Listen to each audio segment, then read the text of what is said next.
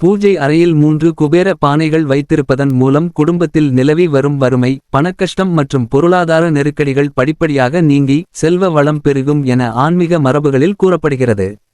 குறிப்பாக செல்வத்தின் அதிபதியான குபேரனை மனமாற வழிபடுவதால் வீட்டில் பணப்புழக்கம் சீராகி வருமானம் நிலைத்திருக்கும் என்பதே இந்த வழிபாட்டின் முக்கிய நம்பிக்கையாக உள்ளது.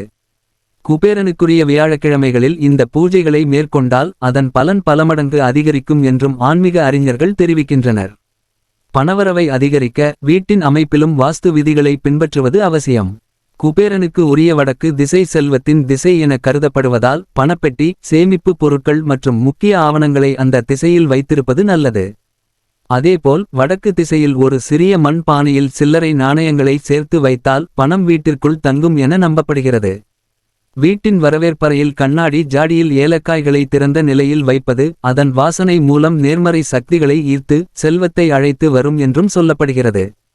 மேலும் தினசரி வழிபாட்டில் சில எளிய ஆன்மீக முறைகளை கடைபிடித்தால் பணவரவு தடையின்றி நடைபெறும் என கூறப்படுகிறது. காமாட்சி அம்மன் விளக்கிற்கு அடியில் 5 ரூபாய் நாணயம் வைத்து தீபம் ஏற்றுவது, அரிசி பானையில் 1 ரூபாய் நாணயங்களை சேர்த்து வைப்பது, கல் உப்பு ஜாடியில் 5 ரூபாய் நாணயங்களை போட்டு வைப்பது போன்ற செயல்கள் வீட்டில் செல்வம் நிலைத்திருக்க உதவும் ஆன்மீக வழிகளாக பார்க்கப்படுகின்றன. குபேர பானை வழிபாடு என்பது மிகவும் சிறப்பு வாய்ந்த ஒரு பூஜை முறையாகும். இந்த பானைகள் பொதுவாக மண் கலசங்களால் செய்யப்பட்டு 3 அடுக்குகளாக அமைக்கப்படும். கடைகளில் கலைநயமிக்க வடிவங்களில் கிடைத்தாலும் எளிய மண்பானைகளை வாங்கி வீட்டிலேயே அலங்கரித்து பயன்படுத்தலாம். எப்போதும் குபேர பானைகளை ஒற்றைப்படை எண்ணிக்கையில், குறிப்பாக 3 அல்லது 5 என்ற எண்ணிக்கையில் அமைப்பதே சிறந்தது. பெரிய பானையை அடியில் வைத்து அதற்கு மேல் அதைவிட சிறிய பானை, அதன் மேல் மேலும் சிறிய பானை என அடுக்கி வைக்க வேண்டும். இந்த அமைப்பு செல்வம் படிப்படியாக உயர்வதை குறிக்கும் அடையாளமாக கருதப்படுகிறது.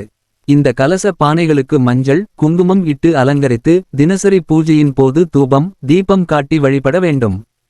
குபேரனின் அருளுடன் மகாலட்சுமியின் அருளும் கிடைக்க இந்த வழிபாடு மிகவும் முக்கியமானதாக கருதப்படுகிறது. குறிப்பாக உணவுப் பொருட்களை கலசத்தில் வைத்து பூஜை செய்வதால் வீட்டில் உணவுக்கு பஞ்சம் ஏற்படாது என்றும் அன்னபூரணியின் அருள் முழுமையாக கிடைக்கும் என்றும் நம்பப்படுகிறது. குபேரனுக்குரிய வியாழக்கிழமைகளில் பூஜை அறையின் வடக்கு திசையில் இந்த குபேர பானைகளை வைத்து வழிபடுவது சிறப்பு. முதல் பானையில் அரிசி, 2வது பானையில் துவரம் பருப்பு, 3வது பானையில் கல் உப்பு அல்லது நாணயங்களை நிரப்பி வைக்கலாம்.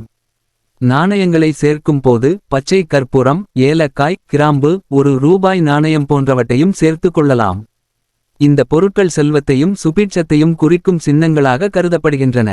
பானைகள் அனைத்தும் பூஜை அறையின் வடக்கு திசையில் கிழக்கு நோக்கி இருப்பது மிகவும் உகந்ததாகும்.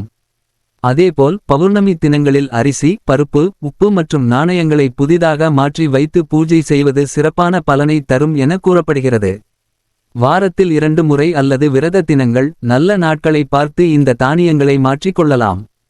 பானைகளில் இருந்து எடுக்கப்படும் பழைய அரிசி மற்றும் பருப்புகளை பறவைகளுக்கு தீனியாக வழங்கி நாணயங்களை உண்டியலில் சேர்ப்பது தர்மமாகவும் மேலும் செல்வம் பெருகும் வழியாகவும் கருதப்படுகிறது.